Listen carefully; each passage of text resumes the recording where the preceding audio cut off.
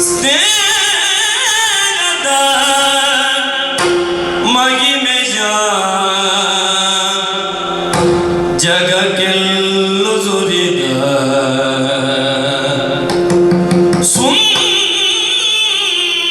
ಸುಂದರ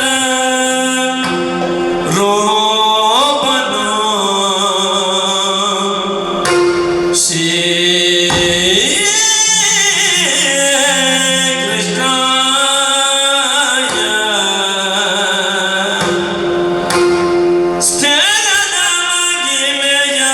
ಜಗಕ್ಕೆಲ್ಲೂ ಸುರಿದ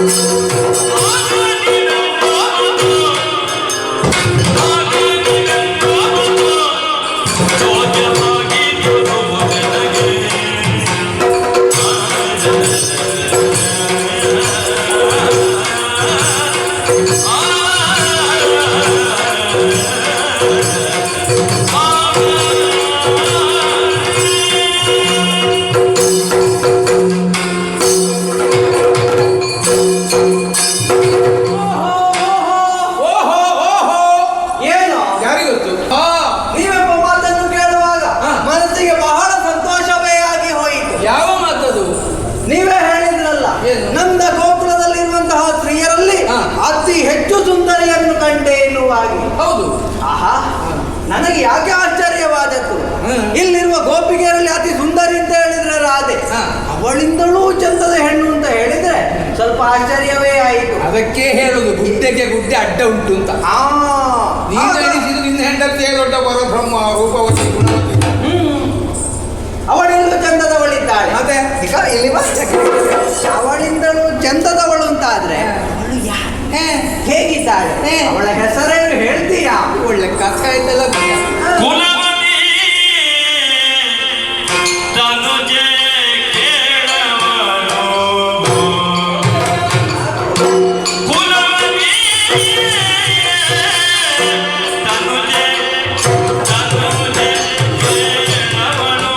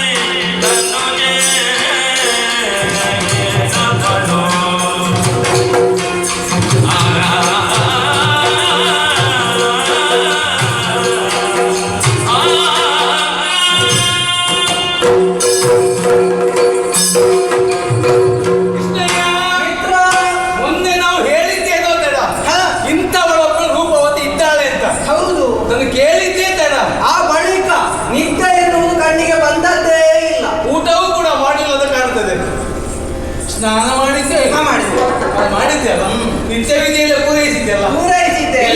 ಆದ್ರೆ ನನಗೆ ಒಂದೇ ನೆನಪು, ಆ ಹೆಣ್ಣು ಯಾರು, ಅವಳು ಹೇಗಿದ್ದಾಳೆ, ಅವಳ ಮುಖ ಹೇಗೆ ನಿನ್ನ ಮುಟ್ಟೊಂತರ ಆಗ್ತಾರೆ ಮಾರೆ. ಅಲ್ಲ, ನನಗೆ ಅಷ್ಟು ಚೋದ್ಯ ಬಂದಿದೆ. ಹೆಂಡತಿ ಎಲ್ಲೋ ಬಿಡಿ ಯಾರ್ಯಾರ ಸುದ್ದಿ ನಿನಗೆ ಯಾಕೆ ಏನು ನಾನು ಕೇಳು. ನಾವು ಏನೋ ತಪ್ಪು ಹೇಳಿದ್ದು ಹೌದಪ್ಪ, ನೀವು ಅದಕ್ಕೆ ಬೇಕಾದ ಕ್ಷಮೆ ಕೇಳ್ತೇವೆ. ಅಲ್ಲ, ನನಗೊಂದು ನೀವು ಹೇಳು, ಒಂದು ವೇಳೆ ಸುಳ್ಳು ಹೇಳಿದ್ದಾದ್ರೆ ಯಾರು ನೀವು, ನಿಮ್ಮ ನಂಬಲಿಕ್ಕೆ ಆಗುದಿಲ್ಲ. ಹೇಳಿಕೆ ನಾನು ಕೃಷ್ಣ ವಿಷಯ ಎಷ್ಟಾದ್ರೂ ನೀನು ನನ್ನ ಮಿತ್ರ ಅಲ್ವಾ? ಅಯ್ಯೋ, ಬೇರೆ ಯಾರು ಅಲ್ಲ ಅದು, ಮತ್ತೆ ನಿನಗೆ ಸಂಬಂಧಿಕರೇ. ಸಂಬಂಧಿಕರ? ಅವಳು ರೂಪವತಿ, ಗುಣವತಿ, ಯೌವನವತಿ, ಐಶ್ವರ್ಯವತಿ, 16 ವತ್ಸರದ ಹೆಣ್ಣಾದಳವಳು, ಮೊದಲಿಲ್ಲ ಶೃಂಗಾರ ಮಾಡಿ ಮಾತವಳು.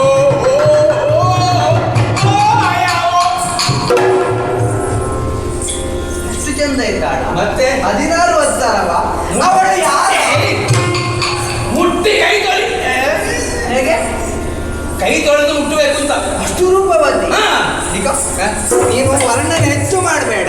ನೀನು ವರ್ಣನೆ ಹೆಚ್ಚು ಮಾಡಿದ್ರೆ ಕುತೂಹಲ ಹೆಚ್ಚುತ್ತದೆ. ನನಗೆ ಇಲ್ಲಿ ನಿಲ್ಲಿಕ್ಕೆ ಆಗುದಿಲ್ಲ, ತಡ್ಕೊಳ್ಳಿಕ್ಕೆ ಆಗುದಿಲ್ಲ. ಅವಳನ್ನು ನೋಡ್ಲೇಬೇಕು. ಬೇರೆ ಯಾರು ಅಲ್ಲ, ಯಾರವಳು? ಕುಲವತಿಯಾಗಿ ಅಂದ್ರೆ ಯಾರು? ನನ್ನ ಅತ್ತೆ.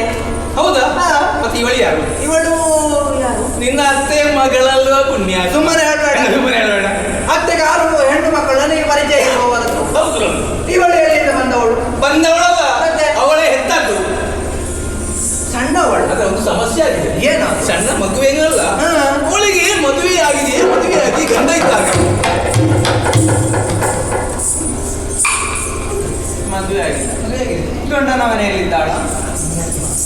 ಮದುವೆ ಆದರೂ ಹಾ. ಗಂಡನ ಮನೆಯಲ್ಲಿ ಇದ್ದರು ಮದುವೆ ಆಗಿದೆ ಯಾವ ಕುರುಡದು ಹೇಳಲಿಕ್ಕಿಲ್ಲ. ಅಂದ್ರೆ ಗೊತ್ತೇ ಆಗುದಿಲ್ಲ. ಎಲ್ಲಿಂದ ಹಾ.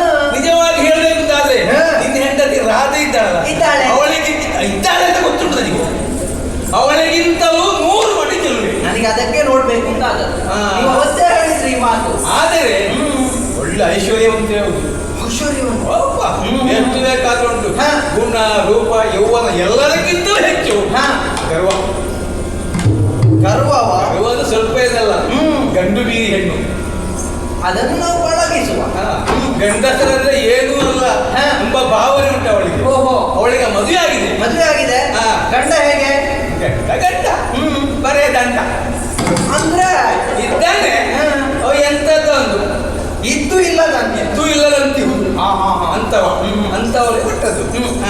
ಆದರೆ ಹಾ. ಮತ್ತೊಂದು ವಿಚಾರ ಹೇಳ್ತೇನೆ. ಏನು? ಯಾರ ಬಗ್ಗೆ ಬೇಕಾದ್ರೂ ಅವಳು ಕೇಳಿದ ಮನಸ್ಸಿಗೆ ಸಮಾಧಾನ ಆಗ್ತದೆ. ಕೃಷ್ಣ ಅಂತ ಬೇಡ, ಅಂತ ಹೇಳಿದ್ರೆ ಸಾಕು. ಓಡಿ ಬರ್ತಾಳ. ಎಲ್ಲಿಗೆ ಓಡಿ ಹೋಗುದು. ನಿನ್ನ ಹೆಸರು ಕೇಳಿದ್ರೆ ಆಗುದಿಲ್ಲ. ನಾನಂತ ತಪ್ಪು ಏನು ಮಾಡ್ತೇನಪ್ಪ? ಮಾಡಿದ್ದೇ ಇಲ್ವ ನನಗೆ ಗೊತ್ತಿಲ್ಲ. ನಿನಗೆ ಹಲವು ಬಿರುದು ಕೊಟ್ಟಿದ್ದಾರೆ. ಹೇಗೆ? ಹಾ? ಹೇಗೆ ಬಿರುದು? ಹಾಲು ಕಳ್ಳ, ಗಣ್ಣ ಕಳ್ಳ, ತುಂಬ ಕಳ್ಳ, ಹುಡುಗ ಕಳ್ಳ, ಹೆಣ್ಣು ಕಳ್ಳ, ಹೆಣ್ಣು ಮಕ್ಕಳ ಶ್ರೀರಂಗನಿಗೆ ಕಳ್ಳರ ಗುರು. ಜೊತೆಯಲ್ಲೇ ಇದ್ದು ಮಾಡಿದ್ದು ನಾವು ಅದನ್ನೆಲ್ಲ. ಆದ್ರೆ ಹೆಸರು ನಿನಗಿಲ್ಲ, ನಮ್ಮ ಅದ್ರಲ್ಲಿ ಬರಲಿಲ್ಲ. ನಿಮ್ಮ ಹೆಸರು ಸೇರಿಸುವ. ಹೆಸರು ಮಾಡ್ಬೇಡ. ನೀನೊಬ್ಬ ಸ್ತ್ರೀ ಲಂಪಟ.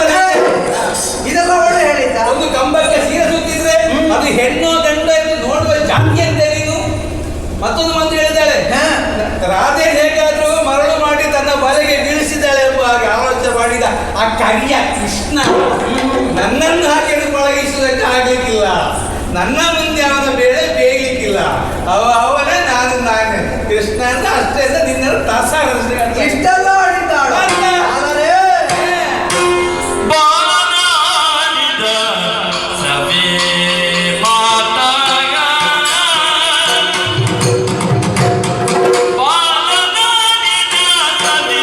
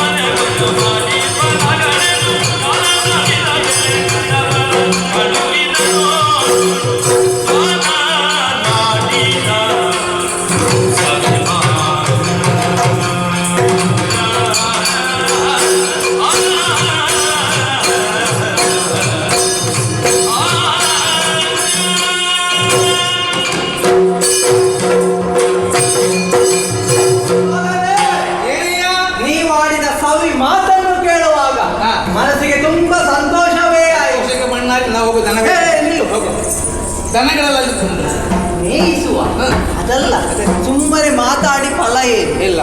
ಯಾಕೆ ಅವಳು ಹಾಗಿದ್ದಾಳೆ, ಅವಳು ಹೀಗಿದ್ದಾಳೆ ಇದ್ದ ವಿಚಾರವನ್ನು ಹೇಳಿ ನಾವೇನು ಅದಕ್ಕೆ ನೀರು ಹಾಕಲಿಲ್ಲ. ಎಲ್ಲಿಯವರೆಗೆ ಅಂದ್ರೆ ನಾವೆಲ್ಲ ಕೊಡೆ ಹಿಡಿದು ಹಾಗಲ್ಲಲ್ಲ, ಅವಳು ಹಾಗಲ್ಲ. ಮತ್ತೆ ರಾತ್ರಿ ಕೊಡೆ ಹಿಡಿದು ಸಂಚಾರ ಮಾಡೋದು. ಯಾಕೋ ಕಾರಣ ಉಂಟು. ಏನು? ಚಂದ್ರನ ಬೆಳದಿಂಗಳಿಗೆ ಅದೆಲ್ಲಿವರೆಗೆ ಮೈಗೆ ಬಿದ್ದು ಮೈ ಕಪ್ಪಾಗಬಾರದಲ್ಲ.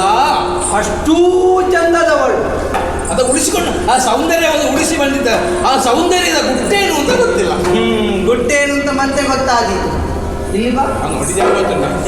ಮೊನ್ನೆ ಸ್ನಾನ ಮಾಡುವಾಗ ಮಾಡಬೇಡ. ನಿಮಗೆ ಸಂಸ್ಕಾರ ಉಂಟಾ? ಏನಿಲ್ಲ, ಸಂಸ್ಕಾರ ಬೇಕು ನಾನು ಹೇಳಿಲ್ವಾ? ಇಲ್ಲ ಅಂತ ಹೇಳಿದ್ದಾರೆ. ಹೆಣ್ಣು ಮಕ್ಕಳು ಸಹ ಮಾಡುವಾಗ ಯಾರು ನೋಡ್ತಾರ? ಯಾರಿಲ್ಲ, ಇಲ್ಲಿ ಬಾ. ನೋಡಿದ್ದು ಹೌದು. ಅದು ಯಾಕಂದ್ರೆ ನಮ್ಮ ದನದ ಕರು ಒಂದು ತಪ್ಪಿಸಿ ಹೋಗಿತ್ತು. ಎಲ್ಲಿ ಹೋಗಿತ್ತು? ಅದು ಎಲ್ಲಿ ಹೋಯ್ತು ಗೊತ್ತಿಲ್ಲ. ಹುಡುಕುತ್ತಾ ಹುಡುಕುತ್ತಾ ಬರುವಾಗ ಬಚ್ಚಲು ಮನೆಯಿಂದ ಚಳಪಳ ಚಳಪಳ ಚಳಪಳ ಅಂತ ಸ್ವರ ಹೇಳ್ತದೆ. ಎಲ್ಲಿಯಾದ್ರೂ ನಮ್ಮ ಕರು ನೀರು ಕುಡಿದಕ್ಕೋಸ್ಕರವಾಗಿ ಬಚ್ಚಲು ಮನೆಗೆ ಹೋಗಿರಲೂ ಬಹುದು. ಹಿಂಬದಿದ ಕಿಟಿಗೆಲ್ಲ ಇನಿ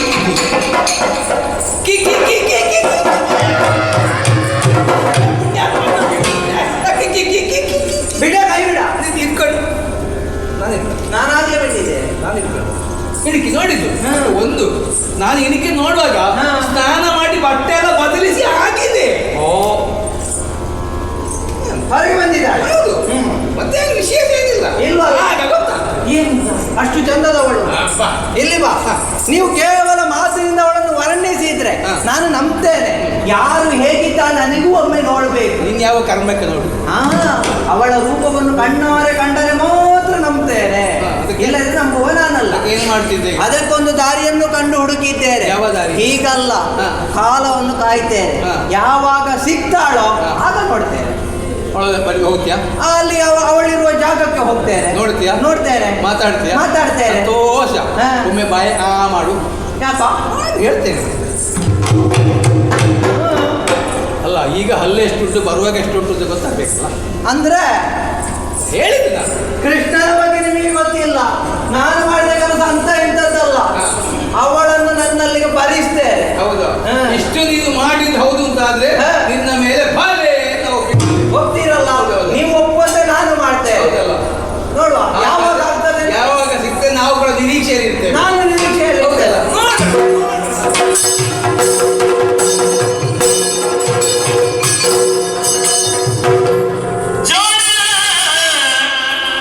ಚಂದ್ರಮಣಿಯು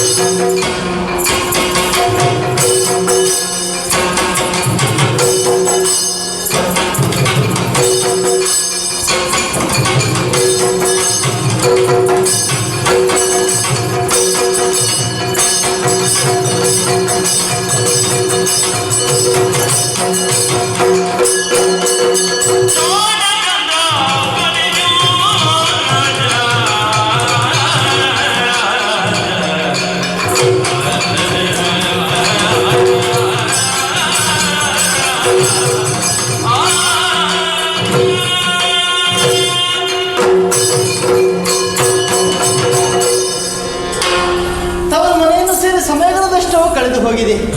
ದಿನ ಹೇಗೆ ಉರುಳಿ ಹೋಯಿತು ಅಂತ ಗೊತ್ತಾಗಿದ್ದೇ ಇಲ್ಲ. ಹೇಳಿಬಿಡುವುದಕ್ಕೆ ನನ್ನ ಗಂಡನ ಮನೆ ಸಿಂಧು ಗ್ರಾಮ. ಅಲ್ಲಿ ಸಂಸಾರ ಜೀವನವನ್ನು ಸಾಗಿಸಿ ಕೆಲವು ವರ್ಷಗಳೇ ತಂದು ಹೋದವು. ಸಂಸಾರದ ಸುಖ ಏನು, ಗಂಡ ಹೆಣ್ಣಿನ ನಡುವಿನ ಬಾಂಧವ್ಯ, ಆ ಬೆಸುಗೆಯ ಸಂಬಂಧ ಯಾವ ರೀತಿಯಲ್ಲಿ ಪ್ರತಿ ಕ್ಷಣವೂ ಸಂತೋಷದ ಅನುಭವವನ್ನು ಒದಗಿಸಿಕೊಡ್ತದೆ ಅನ್ನುವಂತಹ ನಿರೀಕ್ಷೆಯಲ್ಲಿ ನಾನು ನನ್ನ ಗಂಡನ ಮನೆಯನ್ನು ಸೇರಿದ್ದೇ ಹೌದು ಅಂತಾದರೆ ಅದನ್ನು ಪಡೆದುಕೊಳ್ಳುವಲ್ಲಿ ಯೋಗವೂ ಇಲ್ಲ, ಭಾಗ್ಯವೂ ಇಲ್ಲ. ಅದೇ ಸ್ಥಿತಿ ಹೇಳಿ ತೀರಲು ಸೊಸೆಯಲ್ಲಿ ಹಿತ ಇಲ್ಲ. ಇನ್ನು ಗಂಡ ಒಬ್ಬ ಇದ್ದಾನೆ, ಸಂಸಾರದ ಮಿತ ಏನು ಅಂತಲೇ ಗೊತ್ತಿಲ್ಲ. ಇನ್ನು ನಾದಿನಿಯು ಮಾತು ಆರಂಭಿಸುವುದೇ ಬಹಳ ಕಷ್ಟ. ಒಟ್ಟಂದದಲ್ಲಿ ಸುಖ ಏನು ಅಂತಲೇ ನಾನು ತಿಳಿದಿಲ್ಲ. ತಾಯಿ ಮನೆಯಲ್ಲಿ ಪ್ರೀತಿಯಿಂದ ಅಕ್ಕರೆಯಿಂದ ಬೆಳೆಸಿದವರಿದ್ದಾರೆ. ಪ್ರಾಯಬುದ್ಧರಾದ ಕಾಲಕ್ಕೆ ಸೂಕ್ತವಾದ ಮದುವೆ ಎನ್ನುವಂತಹ ಸಂಸ್ಕಾರದ ಹಣೆಪಟ್ಟಿಯನ್ನು ಕಟ್ಟಿ ಗಂಡನ ಜೊತೆಗೆ ಗ್ರಹಣವನ್ನು ಮಾಡಿಕೊಟ್ಟು ನನ್ನ ಮನೆಗೆ ಕಳುಹಿಸಿಕೊಟ್ಟವರಿದ್ದಾರೆ. ಇದೀಗ ಆ ಸಂತೋಷವನ್ನು ಮತ್ತೆ ಕಾಣಬೇಕು, ಅನುಭವಿಸಬೇಕು. ಹೀಗೇನು ಹಾಗೆ ನಿರ್ಧಾರವನ್ನು ಮಾಡಿ ನನ್ನ ತವರು ಮನೆಯನ್ನು ನಾನು ಸೇರಿದ್ದೇನೆ. ಎಣ್ಣಬ್ಬೆ ಕುಲವತಿ 7 ಮಂದಿ ಹೆಣ್ಣು ಮಕ್ಕಳು ಅವರಿಗೆ ಪ್ರೀತಿಯಿಂದಲೇ ಸಾಕಿದ್ದಾರೆ. ನನ್ನ ಹಿರಿಯರ ಸ್ಥಿತಿ ಹೇಳಿ ಪ್ರಯೋಜನ ಇಲ್ಲ ಅಲ್ಲ, ಅವರು ಯೋಗದಲ್ಲಿ ಅಷ್ಟೇ ಉಂಟು ಅಂತಂದ್ರೆ ನಾವು ಹೇಗೆ ಆಡಿಕೊಳ್ಳುವುದಕ್ಕೆ ಏನು ಬಂತು ನೋಡಿ. ಅದೇನು ಇರಲಿ, ದಿನಸ ಹೋಗುವುದಿಲ್ಲ, ಕಾಲ ಕಳೆಯುವುದಿಲ್ಲ, ಆದರೆ ಕ್ಷಣವು ಯುಗ ಅಂತ ಗೊತ್ತಾಗ್ತದೆ ಅಲ್ಲ, ಯುಗದ ರೀತಿಯಲ್ಲಿ ಅನುಭವಕ್ಕೆ ಬರ್ತದೆ.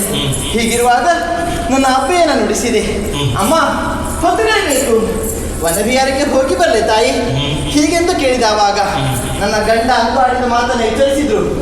ಭ್ರಷ್ಟಕೃಷ್ಣನ ಕಣ್ಣ ದೃಷ್ಟಿಗೆ ಕೊಟ್ಟ ಸುದ್ದಿಯ ಕೇಳಿದನಾದರೆ ಹುಟ್ಟಿನಿವಳನ್ನು ಮನೆಯ ಬಾಗಿಲ ಮೆಟ್ಟಗೊಡೇನು, ಅಷ್ಟು ಕಠೋರವಾಗಿ ಆಡಿದ್ದಾರಂತೆ ನನ್ನವರು. ಅಲ್ಲ, ಕೃಷ್ಣನ ಬಗ್ಗೆ ನಾನು ಪ್ರತ್ಯೇಕವಾಗಿ ಹೇಳಬೇಕು ಅಂತಿಲ್ಲ. ನನ್ನ ಹಾಗೆ ಸ್ವಾಭಿಮಾನದಿಂದ ಬದುಕುವ ಹೆಣ್ಣು ಮಕ್ಕಳಿಗೆ ಕೃಷ್ಣನ ಚಪಲತೆಯ ಬುದ್ಧಿ ಏನು ನಾನು ಹೇಳಿ ಆಗಬೇಕೆ? ನನ್ನ ತಾಯಿಯನ್ನೇನೋ ಹೇಳಿದೆ, ಅಮ್ಮ ನಿನ್ನ ಇನ್ನುಳಿದ ಮಿಕ್ಕ ಹೆಣ್ಣು ಮಕ್ಕಳಂತೆ ನಾನಲ್ಲ, ನೀನು ಹೇಳಿ ತೋರಿಸಿದ ಪ್ರತಿಯೊಂದು ಸಂಸ್ಕಾರದ ಬೇಲಿಯೊಳಗೆ ಜೀವನವನ್ನು ಸಾಗಿಸಿದವಳು ಚಂದ್ರಾವಳಿ. ಅದು ನಾನು ಹೇಳುವುದು, ಒಬ್ಬ ಗಂಡಸು ಯಾವನೇ ಇರಲಿ, ಹೆಣ್ಣು ಮಗಳು ಹೋಗುವಂತಹ ದಾರಿಯಲ್ಲಿ ಆ ಹೆಣ್ಣು ಮಗಳ ಕಡೆಗೆ ಕಣ್ಣ ದೃಷ್ಟಿಯನ್ನು ಬೀರಿ ತನ್ನ ಸನ್ನೆಯನ್ನು ಮಾಡ್ತಾನೆ. ಈ ಅರಿವು ಬರುವುದು ಯಾವಾಗ? ಇವಳು ಅವನನ್ನು ನೋಡಿದಾಗಲ್ವಾ? ಇವಳು ನೋಡಲು ಹೋದ್ರೆ ಆ ಗಂಡು ಇವಳನ್ನು ನೋಡ್ತಾ ಇದ್ದಂತೆ ಇವಳು ಕನಸು ಬಿಡ್ತದೆ ಇವಳಿಗೆ.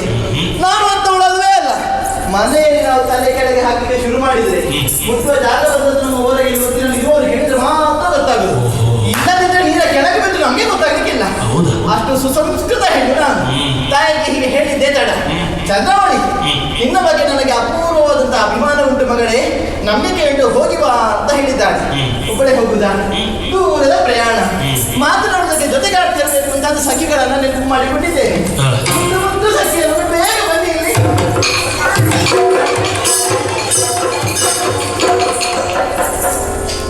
ನೀನದು ಬೆಳೆಯುವುದಕ್ಕೆ ಇಲ್ಲ.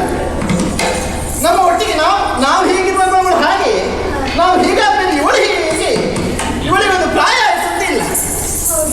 ಹೆಣ್ಣು ಮಕ್ಕಳು ಹಾಗೆ ಇರಬೇಕು. ಎಂತದ್ದು ಹೊಟ್ಟೆಗೆ ತಿನ್ನುವುದಿಲ್ಲ ಏನು ಸರಿಯಾಗಿ?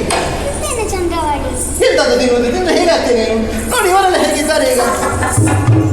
ಹೌದೇ ಸಖಿಯಾರೆ, ವನವಿಹಾರಕ್ಕೆ ಹೋಗಬೇಕು ಅಂತ ತೀರ್ಮಾನ ಮಾಡಿದ್ದೇನೆ. ಬರ್ಲಿಕ್ಕೆ ಮನಸ್ಸುಂಟಲ್ಲ ನಿಮಗೆ?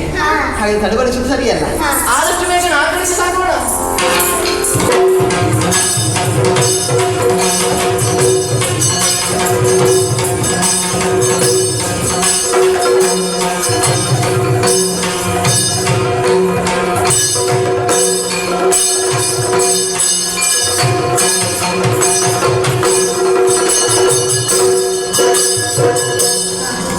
ಸಖಿಯರೇ, ಎಷ್ಟು ಸಮಯ ಆಯ್ತೋ ಇನ್ನು ಹೀಗೆ ಕಾಲವನ್ನು ಕಳೆಯದೆ.